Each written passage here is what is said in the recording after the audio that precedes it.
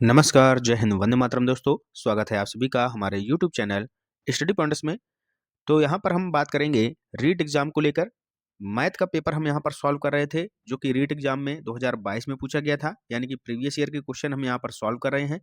उसका ये लेक्चर आपका दूसरा होने वाला है, यानी कि पार्ट 2 यहाँ पर होने वाला है। इससे पहले हमने पार्ट 1 आपको कंप्लीट करा दिया है। जिन्होंने नहीं देखा है तो जाकर आप लोग देख सकते हैं कि कैसे जो है मैथ के क्वेश्चन पूछे जाते हैं। तो आज हम यहाँ पर पार्ट 2 डिस्कस करेंगे। तो वीडियो को सबसे पहले आप लोग कर दीजिएगा लाइक और शेयर। चैनल से पहली बार जुड़े हैं तो चैनल को सब्सक्राइब कर लीजिएगा, बेल आइकन को प्रेस कर लीजिएगा, जिससे कि आने वाली वीडियो का नोटिफिकेशन आपको समय से मिल सके। तो चलिए शुरू करते हैं आज का इम्पोर्टेंट लेक्चर। तो आज की क्लास का पहला क्वेश्चन है, 15 वर्ग मीटर क्षेत्रफल है। यहाँ पर 4 ऑप्शन आपके सामने दिए गए हैं। आपसे पूछा गया है कि 15 वर्ग मीटर जो क्षेत्रफल है वो इनमें से किसका है। तो सबसे पहले हम बात करेंगे ऑप्शन नंबर ए की। एक वर्ग जिसकी भुजा 15 मीटर है। अगर हम मान लें कोई एक वर्ग है, इस तरीके से कोई एक वर्ग है, इसकी एक भुजा 15 है, तो चारों भुजाएं कितनी हो जाएंगी? 15-15 हो जाएंगी, क्योंकि वर्ग की जो भुजाएं होती हैं समान होती हैं। तो इसकी भुजा हो गई 15। इसका यदि हम क्षेत्रफल निकालेंगे तो क्षेत्रफल क्या होता है? वर्ग का क्षेत्रफल होता है भुजा का स्क्वायर, यानी कि 15 का स्क्वायर। तो 15 का स्क्वायर करेंगे तो कितना आ जाएगा? 225 आ जाएगा। लेकिन हमें लाना कितना है? 15 लाना है केवल। तो ये ऑप्शन हमारा पहला गलत हो जाएगा, ठीक है, क्योंकि ये 225 आ रहा है। अब बात कर लेते हैं दूसरे ऑप्शन की। 3 वर्ग जिसकी प्रत्येक की भुजा 5 मीटर है। तो अब यहाँ पर अगला वर्ग देखिएगा क्या दिया है, इसकी प्रत्येक की भुजा 5 मीटर है। इस तरीके से ये 5 मीटर हो जाएगी। इसका क्षेत्रफल निकालेंगे तो 5 का स्क्वायर करेंगे तो कितना आ जाएगा? 25। तो 25 इसका क्षेत्रफल आ गया। ऐसे कितने वर्ग हैं? 3 वर्ग हैं। तो अगर हम तीनों वर्ग में निकालेंगे तो सभी के 25-25 आएंगे। तो तीनों का कितना हो जाएगा? टोटल 75 हो जाएगा। तो ये भी गलत हो जाएगा। हमें लाना कितना है? केवल और केवल 15 वर्ग मीटर, ठीक है। तो ऑप्शन नंबर दूसरा भी हमारा गलत हो गया, पहला भी गलत हो गया। इसी तरीके से तीसरा देखिएगा, 5 वर्ग हैं जिसकी प्रत्येक की भुजा 3 मीटर है। अगर 3 मीटर भुजा है तो इसका स्क्वायर करेंगे, जब हम क्षेत्रफल निकालेंगे तो स्क्वायर करेंगे तो कितना आ जाएगा? 9 आ जाएगा। तो देखिएगा ये भी नहीं होगा। अब बात करते हैं चौथे ऑप्शन की। यहाँ पर देखिएगा 15 वर्ग दिए हैं जिसमें प्रत्येक की भुजा 1 मीटर है, यानी कि 1 मीटर का यहाँ पर वर्ग दिया गया है। इस तरीके से कोई हमने वर्ग देखा, इसकी प्रत्येक भुजा 1-1 मीटर की है, इस तरीके से। तो इसका क्षेत्रफल निकालेंगे तो क्या आ जाएगा? 1 का स्क्वायर, यानी कि 1 आएगा। ऐसे कुल मिलाकर के कितने वर्ग हैं? 15 वर्ग हैं। तो इसका 1 है, तो 15 के कितने हो जाएगा? 15 वर्ग मीटर, ठीक है। तो यानी कि ऑप्शन जो हमारा डी होगा ये हमारा करेक्ट हो जाएगा। 15 वर्ग मीटर हमें निकालना था, और ये 15 वर्ग हैं जिसकी प्रत्येक भुजा 1 मीटर होगी। क्लियर है? तो ऑप्शन नंबर डी हमारा यहाँ पर राइट आंसर हो जाएगा। क्लियर? नेक्स्ट क्वेश्चन देखिएगा। अगला क्वेश्चन बहुत ही सिंपल क्वेश्चन है। देखिएगा, दी गई आकृति का आयतन ज्ञात कीजिए। तो ये जो आकृति दी गई है इससे हमें पता चलता है कि ये एक घनाभ की आकृति दी गई है। तो घनाभ का आयतन क्या होता है? घनाभ का आयतन होता है लंबाई गुणा चौड़ाई और गुणे में ऊंचाई, ठीक है। लंबाई गुणा चौड़ाई गुणा ऊंचाई, ये होता है घनाभ का आयतन। तो आयतन यहाँ पर निकाल लीजिएगा। लंबाई कितनी दी गई है? 3y दी गई है लंबाई। गुणा कर दीजिएगा, चौड़ाई कितनी दी गई है? तो चौड़ाई इसकी जो दी गई है वो दी गई है y इसकी चौड़ाई हो गई। ऊंचाई ये कितनी दी गई है? 2y। तो 2y इसकी ऊंचाई हो गई। अब इसका गुणा कर दीजिएगा तो 3 दूना 6, y 1 2 3, घात कितनी है? 1 1 1। तो y की पावर कितनी हो जाएगी? 3, यानी कि 6y की घात 3 आपका राइट आंसर हो जाएगा, ऑप्शन नंबर बी। क्लियर है? समझ में आ गया? तो घनाभ का आयतन क्या होता है? लंबाई गुणा चौड़ाई गुणा ऊंचाई। चलते हैं आगे। अगला क्वेश्चन देखिएगा, बहुत ही अच्छा क्वेश्चन है। यहाँ पर स्टेटमेंट दिया है, संगीत मानव के अवचेतन मन का अंकगणित की संख्याओं से संबंधित एक आधुनिक गुप्त व्यायाम है। यह कथन गणित के किस मूल्य से संबंधित है? तो बताइएगा, बौद्धिक मूल्य से संबंधित है, सांस्कृतिक मूल्य से संबंधित है, कलात्मक मूल्य से संबंधित है, या फिर सामाजिक मूल्य से संबंधित है? तो इसमें देखिएगा 2 आंसर यहाँ पर सही होने वाले हैं। एक तो सांस्कृतिक मूल भी यहाँ पर सही हो सकता है, और दूसरा कलात्मक मूल भी सही हो सकता है, क्योंकि ये एक कला है। संगीत जो है, यानी कि यदि कोई व्यक्ति अच्छे से गाता है, उसको गाना आता है, तभी जो है वो गा पाएगा, ठीक है। एक उसके अंदर कला है जो वो अपनी दिखाता है, ठीक है। तो ये संगीत मानव का यहाँ पर जो संबंध यहाँ पर बताया गया है ये हो जाएगा कलात्मक मूल, इसका राइट आंसर हो जाएगा। सांस्कृतिक भी हो सकता है, लेकिन इन दोनों में से जो सबसे बेस्ट ऑप्शन है वो होगा आपका कलात्मक मूल, यानी कि artistic value. Option number C इसका करेक्ट आंसर हो जाएगा। क्लियर है? आगे चलिएगा, नेक्स्ट क्वेश्चन देखिएगा। रोम्बस का क्वेश्चन है, यानी कि समचतुर्भुज का क्वेश्चन यहाँ पर पूछा गया है। RICE एक समचतुर्भुज है। आकृति में दिए गए माप के आधार पर समचतुर्भुज का परिमाप ज्ञात कीजिए।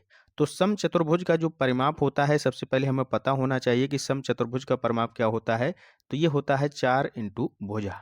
ठीक है, 4 इंटू भुजा ये होता है। हमें अगर यहाँ पर भुजा पता चल जाए इसकी, तो यहाँ पर हम परिमाप आसानी से निकाल सकते हैं। अगर एक भुजा हमें कोई भी यहाँ पर पता चल जाए तो हम निकाल लेंगे, क्योंकि जो समचतुर्भुज होता है इसकी चारों भुजाएं समान होती हैं। क्लियर है? अब चलते हैं, निकालते हैं। यहाँ पर देखिएगा एक बिंदु हमने मान लिया O है। ठीक है, अब देखिएगा EOC, EOC एक यहाँ पर क्या मिल गया हमें, ये मिल गया हमें समकोण त्रिभुज। क्या मिल गया भैया? समकोण त्रिभुज मिल गया। ये 90 डिग्री का कोण है। ये भुजा ये आपकी 5 दी गई है और ये भुजा दी गई है 12। ठीक है, तो देखिएगा ट्रिपलेट यहाँ पर बन जाएगा 5, 12, 13। ये कितनी हो जाएगी भुजा? 13 हो जाएगी। यानी कि ये भुजा कितनी हो गई? 13 हो गई। अगर ये 13 है तो ये भी 13 हो जाएगी, क्योंकि समचतुर्भुज की भुजाएं चारों कैसी होती हैं? समान होती हैं। ठीक है, तो सभी 13 13 हो जाएंगी। क्लियर है? नहीं समझ में आया कैसे निकाला? तो चलिए हम आपको बता देते हैं। ट्रिपलेट कैसे यहाँ पर हमने 13 निकाल दिया। आपको हमने एक फार्मूला बताया था पहले, काफ़ी दिनों पहले बताया था कि कर्ण का स्क्वायर बराबर क्या होता है? आधार का स्क्वायर प्लस में लंब का स्क्वायर होता है। ये आधार है, ये आपका लंब है, ये आपका कर्ण है। ठीक है भैया, अब कर्ण का स्क्वायर बराबर हमें निकालना है। तो आधार का स्क्वायर, आधार क्या है? 5, 5 का स्क्वायर 25, प्लस में लंब का स्क्वायर, लंब कितना है? 12। लंब का स्क्वायर करना है तो 12 का स्क्वायर 144, टोटल करेंगे 169। अब देखिएगा कर्ण का स्क्वायर है तो इसका क्या करेंगे? वर्गमूल निकाल लेंगे। तो ये 169 किसका हो जाएगा? 13 का। ठीक है, तो इस तरीके से 13 यहाँ पर आएगा। समझ में आ गया? तो भुजा निकल कर आ गई ये 13। ये भी 13 हो जाएगी, ये भी 13 हो जाएगी, ये भी 13 हो जाएगी, क्योंकि ये समचतुर्भुज है। अब परिमाप हमने आपको बताया था, तो निकाल लीजिएगा। परिमाप बराबर क्या आ जाएगा? 4 गुणा भुजा। भुजा हमें पता चल गई भैया कितनी है? 13 है। तो 13 चौके 52 इसका राइट आंसर हो जाएगा। ऑप्शन नंबर सी। क्लियर है? समझ में आ गया? आगे चलिएगा, नेक्स्ट क्वेश्चन देखिएगा। बहुत ही अच्छा क्वेश्चन है। यहाँ पर पूछा गया है कि mathematics is a mirror of civilisation and culture who gave the statement, यानी कि गणित सभ्यता एवं संस्कृति का दर्पण है, यह कथन किसने दिया है? तो जो गणित सभ्यता एवं संस्कृति का दर्पण है, ये कथन दिया गया है हॉगबेन के द्वारा। ऑप्शन नंबर सी इसका राइट आंसर हो जाएगा। क्लियर है? याद रखिएगा, हॉगबेन के द्वारा ये आपका स्टेटमेंट दिया गया है। नेक्स्ट क्वेश्चन देखिएगा, फिर से अच्छा क्वेश्चन है। निरीक्षण करो और सीखो के सिद्धांत पर कौन सी विधि आधारित है? क्या है भैया? निरीक्षण करो और सीखो के सिद्धांत पर कौन सी विधि आधारित है? अब यहाँ पर देखिएगा, ये विवादित क्वेश्चन है। इसका आंसर आपका आगमन विधि यहाँ पर माना है। किसने? आयोग ने, जो आपका रीट में जो आयोग है, इसका आंसर इन्होंने माना है आगमन विधि। लेकिन इसका आंसर प्रयोगशाला विधि भी हो सकता है। ठीक है, ये नहीं होगा, इनमें से कोई नहीं होगा। तो आगमन विधि भी यहाँ पर आंसर ठीक है, प्रयोगशाला विधि भी आंसर ठीक है, लेकिन हमें आयोग के अकॉर्डिंग चलना है। तो इसका आंसर हमें मानना है, क्या मानना भैया? आगमन विधि। आगमन विधि क्या होती है? उदाहरण से नियम की ओर। क्या होती है भैया? उदाहरण से नियम की ओर जो विधि होती है, ये कहलाती है आपकी आगमन विधि। निगमन विधि क्या होती है? नियम से उदाहरण की ओर, और आगमन विधि होती है उदाहरण से नियम की ओर। ठीक है, ये विवादित क्वेश्चन इसलिए है क्योंकि यही क्वेश्चन आपका जब सीटेट में पूछा गया था, सीटेट में जब ये क्वेश्चन पूछा गया था तो इसका आंसर माना गया था प्रयोगशाला विधि। किसने माना था? सीटेट ने। ठीक है, प्रयोगशाला विधि सीटेट ने माना है और आगमन विधि ये माना है रीट ने। ठीक है, तो हमें रीट का एग्जाम देना है, रीट के हिसाब से चलना होगा। तो आगमन विधि इसका आंसर हमें लगाना है यदि ये क्वेश्चन पूछा जाता है। ठीक है, एमपी टेट में भी एक बार पूछा गया था, तो वहां पर भी उन्होंने आगमन विधि को ही माना था। ठीक है, आगे चलिएगा। नेक्स्ट क्वेश्चन देखिएगा, प्राथमिक स्तर पर खेल खेल में गणित शिक्षण कराने के लिए कौन सी व्यवस्था लागू नहीं होती है? तो कौन सी व्यवस्था लागू नहीं होती है, यानी कि नेगेटिव पूछा गया है, तो इसका आंसर भी नेगेटिव होगा। ठीक है, मानटेसरी विधि लागू होती है, किंडरगार्टन विधि भी लागू होती है, डॉल्टन विधि भी लागू होती है। कौन नहीं लागू होती है? तो वो होती है व्याख्यान विधि। तो इसका आंसर हो जाएगा व्याख्यान विधि। ठीक है, लेक्चर मेथड। क्लियर है। नेक्स्ट क्वेश्चन देखिएगा, बहुत ही अच्छा क्वेश्चन है। निदानात्मक परीक्षण का उद्देश्य क्या है? एक शब्द होता है निदान। ठीक है, निदानात्मक होता है एक।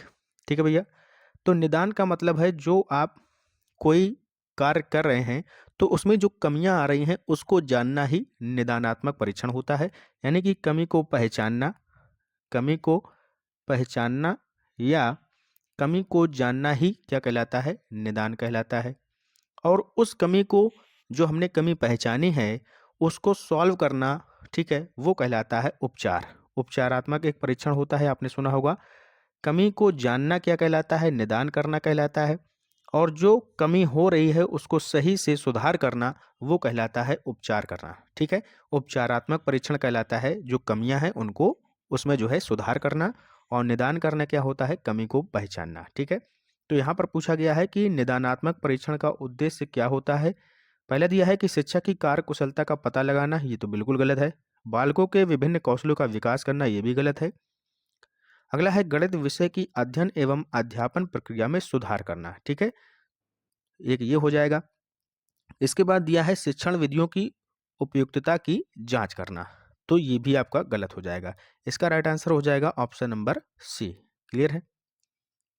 नेक्स्ट आगे देखते हैं अगला क्वेश्चन, वृत्त का क्षेत्रफल पढ़ाने की सबसे उपयुक्त विधि है।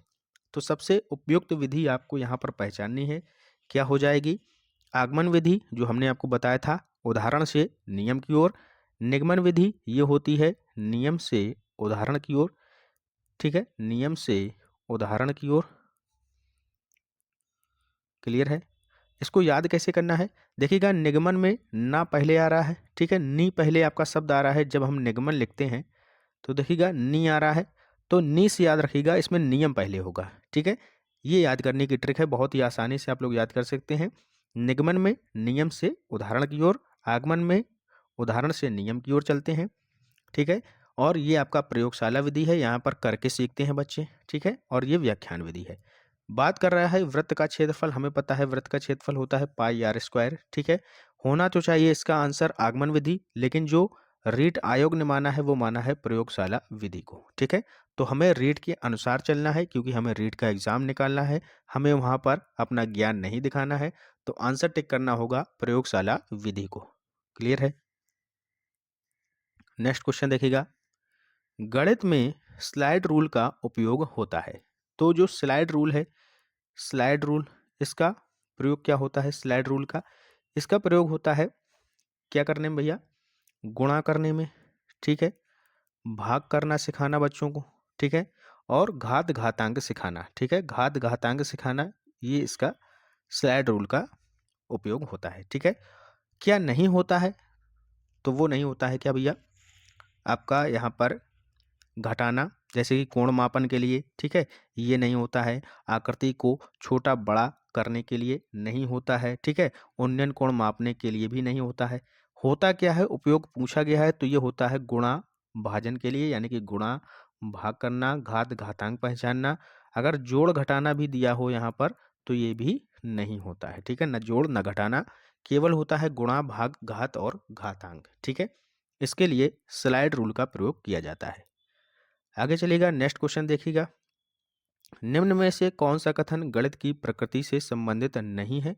तो यहाँ पर भी नेगेटिव पूछा गया है, तो इसका आंसर भी नेगेटिव होगा। गणित में अमूर्त प्रत्ययों की व्याख्या की जाती है। अमूर्त का मतलब है जो चीजें हमें नहीं दिखती हैं, यानी कि ये बिल्कुल कथन सही है। अमूर्त प्रत्ययों की हम व्याख्या करते हैं, जैसे कि कोई संख्या निकालते हैं तो हम मान लेते हैं कि माना संख्या x है। ठीक है, तो इस तरीके से अमूर्त प्रत्ययों का उपयोग होता है। अगला दिया है कि गणित में सामान्यमान का क्षेत्र सीमित है, यानी कि सीमित शब्द जो है ये यहाँ पर नेगेटिविटी को दर्शाता है, इसलिए यही हमारा राइट आंसर हो जाएगा। आगे देखते हैं, गणित एक सार्वभौमिक विषय है, तो बिल्कुल सही है, यूनिवर्सल सब्जेक्ट है, ये भी सही है आपका। संख्याएं, स्थान, मापन इत्यादि गणित के आधार हैं, तो ये भी सही है। कौन सा गलत है, क्योंकि हमें नेगेटिव पूछा गया है, तो इसका राइट आंसर हो जाएगा गणित में सामान्यमान क्या होता है भैया, क्षेत्र सीमित, ये है, ये आपका गलत हो जाएगा। ठीक है, तो ऑप्शन नंबर बी इसका सही आंसर हो जाएगा। ठीक है, अगला देखिएगा, बहुत ही अच्छा क्वेश्चन है। करिकुलम शब्द जो है ये किस भाषा से लिया गया है, कई बार एग्जाम में पूछा गया है, तो बिल्कुल सिंपल है, ये आपका लैटिन भाषा से लिया गया है। ठीक है, लैटिन भाषा का एक शब्द है क्यूरोर। ठीक है, CURRERE। ठीक है, क्यूरोर शब्द जो है इससे बना है आपका करिकुलम शब्द, और क्यूरोर का जो मतलब होता है वो होता है race of course. Race of course, ये इसका मतलब होता है, जिसको हम हिंदी में बोलते हैं दौड़ का मैदान। ठीक है, हिंदी में बोलते हैं इसको हम दौड़ का मैदान, क्यूरोर शब्द को। और क्यूरोर शब्द आपका है लैटिन शब्द, इससे निकल कर आया है आपका करिकुलम शब्द। ठीक है, आगे देखिएगा नेक्स्ट क्वेश्चन, गणित में सारणी बनाना किस विशेष उद्देश्य के अंतर्गत आता है, तो ये आता है भैया स्किल के अंतर्गत, यानी कि ऑप्शन नंबर ए कौशल आपका राइट आंसर हो जाएगा। ठीक है, सारणी बनाना, अगर आपके पास स्किल है तभी आप सारणी बना पाएंगे।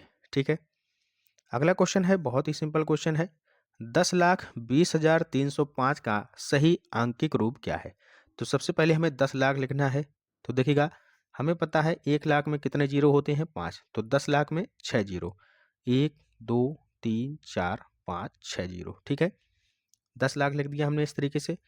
उसके बाद 10,20,000, तो 20,000 लिखिएगा 20, उसके बाद 3 जीरो, ये हो गया हमारा 20,000। 305, 305 लिख दीजिएगा इस तरीके से, जोड़ दीजिएगा सभी को, 5 जीरो 3 जीरो 2 जीरो 1, यानी कि 10,20,305 कहाँ पर है, 10,20,305 ऑप्शन नंबर ए में है, तो यही हमारा राइट आंसर हो जाएगा। ये लिखा है आपका 10,20,305। क्लियर, आगे देखते हैं नेक्स्ट क्वेश्चन, क्या लिखा है, अंक 2 5 7 और 8 का उपयोग करते हुए सबसे बड़ी व सबसे छोटी संख्या बनाइए। अब इन दोनों संख्याओं का अंतर ज्ञात कीजिए। बताइए कि यह अंतर निम्न में से किस संख्या से विभाजित नहीं होता है। तो नहीं को बहुत ही ध्यान से देखना है। सबसे पहले ये जो संख्याएं दी गई हैं, 2 अंक दिया है, एक 5 दिया है, एक 7, एक 8, इनसे हमें सबसे बड़ी संख्या और सबसे छोटी संख्या बनानी है। तो सबसे पहले हम जो बड़ी संख्या बनाएंगे वो क्या बनेगी, 8 7 5 2, 8 7 5 2 बनेगी सबसे बड़ी संख्या। ठीक है, सबसे छोटी बनाइएगा, क्या बनेगी, 2। ठीक है, 2 5 7 8, ये सबसे छोटी बन गई। इसको घटा दीजिएगा, क्या आ जाएगा, 4 7 1 6, 6,174 आ गया। अब देखिएगा जो 6,174 है वो इनमें से किसमें से विभाजित नहीं है, ये हमसे पूछा गया है। इनमें देखिएगा किससे विभाजित नहीं होगी, बताइएगा। क्या दिया है यहाँ पर, पहला ऑप्शन दिया है 2। ठीक है, तो 2 से ये विभाजित हो जाएगी, क्योंकि लास्ट में इकाई का अंक 4 है, इससे विभाजित हो जाएगी, तो ये आंसर नहीं होगा। 3 देखिएगा, इनका सबका जोड़ करिएगा, 6 1 7 7 14 4 18, 18 आ रहा है योग, तो 3 से भी डिवाइड हो जाएगी, तो ये भी आंसर नहीं होगा। आगे देखिएगा 5 लिखा है ऑप्शन सी में, तो 5 से डिवाइड नहीं होगी, क्योंकि 5 की जो विभाजिता का रूल होता है वो होता है कि या तो इकाई अंक 0 हो या 5 हो, तभी संख्या 5 से विभाजित होती है। तो आंसर हमारा पूछा गया है विभाजित किससे नहीं होगी, तो 5 से नहीं होगी, तो 5 हमारा यहाँ पर option number C right answer हो जाएगा। ठीक है, चलते हैं आगे। अगला क्वेश्चन देखिएगा, बहुत ही सिंपल क्वेश्चन है, निम्न में से कौन सा विकल्प, इसमें जो है 5 का स्थानीय मान 500 नहीं है। तो किसमें नहीं है ये हमसे पूछा गया है, 2,569, तो देखिएगा इसमें यहाँ पर 500 ये आ रहा है ना, 5 यहाँ पर स्थानीय मान देखिएगा, 5 का स्थानीय मान, आगे देखिएगा इकाई दहाई। ठीक है, तो इसका स्थानीय मान 500 हो जाएगा। ठीक है, यहाँ पर देखिएगा 6,529, यहाँ पर भी 500 आ रहा है स्थानीय मान। अगला देखते हैं आगे, अगला क्या है, 9,256, तो देखिएगा यहाँ पर स्थानीय मान कितना है, केवल 50 है। ठीक है, ये 500 नहीं है पूछा गया है, तो ऑप्शन नंबर सी हमारा राइट आंसर हो जाएगा। यहाँ पर स्थानीय मान इसका 50 है। यहाँ देख लेते हैं तो यहाँ पर 9562 लिखा है, यहाँ पर भी इसका स्थानीय मान 500 है। ठीक है, तो कौन नहीं है? ऑप्शन नंबर सी नहीं है। क्लियर। अगला क्वेश्चन देखिएगा, बहुत ही अच्छा क्वेश्चन है। निम्नलिखित में से कौन सा भिन्नों का सही अवरोही क्रम है? अवरोही क्रम क्या होता है भैया, बताइएगा। अवरोही क्रम क्या होता है? हमें पता है अवरोही क्रम क्या होता है, घटता हुआ क्रम। सबसे बड़ी संख्या जैसे 9 है, फिर 8 है, फिर 7 है, फिर 6 है, तो ये होता है अवरोही क्रम। ठीक है, घटता हुआ क्रम, सबसे पहले सबसे बड़ा, फिर छोटा, फिर छोटा, फिर छोटा। ठीक है, तो ये होता है अवरोही क्रम। तो हमें यहाँ पर देखिए निकालना है, सारी संख्याएं सेम है तो एक का निकाल लेते हैं हम, यहाँ पर इसको एडजस्ट कर लेंगे। 1/2 ये कितना आ जाएगा? 0.5 आ जाएगा। ठीक है, 2/5 दिया है, हल करिएगा 0.4 आ जाएगा। इसके बाद देखिएगा क्या लिखा है आगे, 3/4 लिखा है, 3/4 का करिएगा कितना आ जाएगा? 0.75 आ जाएगा। 2/3 लिखा है, फिर इसके आगे 2/3 को यहाँ पर डिवाइड करिएगा तो 0.66 आ जाएगा। तो सबसे बड़ा क्या है यहाँ पर देखिएगा 0.75, यानी कि 3/4 सबसे बड़ा हो जाएगा, 3/4। इसके बाद क्या आएगा भैया, 3/4 हो गया 0.75, फिर आएगा 2/3 0.66 इसके बाद है, तो 2/3 हो जाएगा इसके बाद। क्लियर।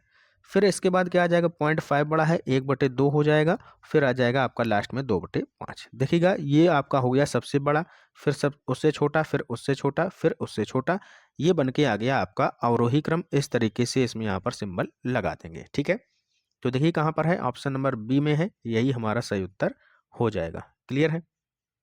अगला क्वेश्चन देखिएगा, बहुत ही सिंपल क्वेश्चन है। 1 से 30 के बीच कितनी अभाज्य संख्याएं हैं? सबसे छोटी संख्या जो अभाज्य होती है वो होती है 2।